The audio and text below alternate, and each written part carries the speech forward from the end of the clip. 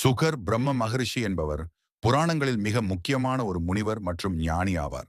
Sugar என்ற சொல்லுக்கு சமஸ்கிருதத்தில் கிளி என்று பொருள். இவர் கிளி முகமும் மனித உடலும் கொண்டவராக புராணங்களில் சித்தரிக்கப்படுகிறார்.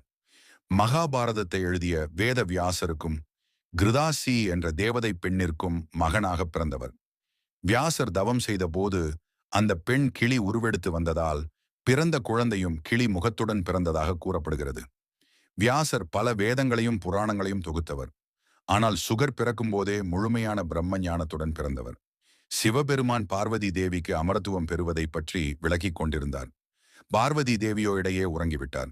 அருகில் இருந்த கிளியின் முட்டையிலிருந்து வந்த குஞ்சு இதை கேட்டுவிட்டது.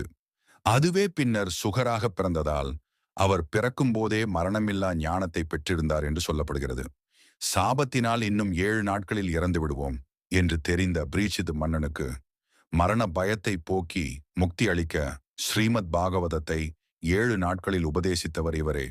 இவர் முக்தி பெற விரும்பிய போது தனது உடலை ஜோதியாக மாற்றி ஆகாயத்தில் மறைந்ததாக கூறப்படுகிறது.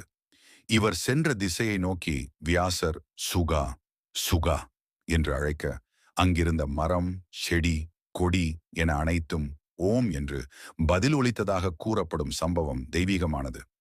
ஒருமுறை சுகர் ஆற்றில் குளித்துக் கொண்டிருந்த பெண்கள் அருகே சென்றபோது அவர்கள் பயப்படவோ ஆடைகளை சரி செய்யவோ இல்லை. ஆனால் அவருக்கு பின்னால் வந்த முதியவரான வியாசரை கண்டவுடன் அவர்கள் பயந்து உடலை மறைத்தனர். சுகர் ஒரு குழந்தையை போன்ற தூய்மையான மனநிலை கொண்டவர். அவரிடம் ஆண் பெண் என்ற பேதமே இல்லை. அவர் அனைவரையும் ஆன்மாவாகவே பார்க்கிறார் என்று அப்பெண்கள் கூறிய விளக்கம் தத்துவ கதையாக கூறப்படுகிறது. இன்றும் சேலம் சுகவனேஸ்வரர் கோவிலில் கிளி வடிவில் அவர் சிவனை வணங்குவதாக நம்பப்படுகிறது. மரணத்தை வெல்லும் வழியை தேடுபவர்களுக்கு சுகர் இன்றும் ஒரு வழிகாட்டியாகவே திகழ்கிறார். சுகர் பிரம்ம மகரிஷி ஞானத்தின் உச்சமாகவும் அடையாளப்படுத்தப்படுகிறார்.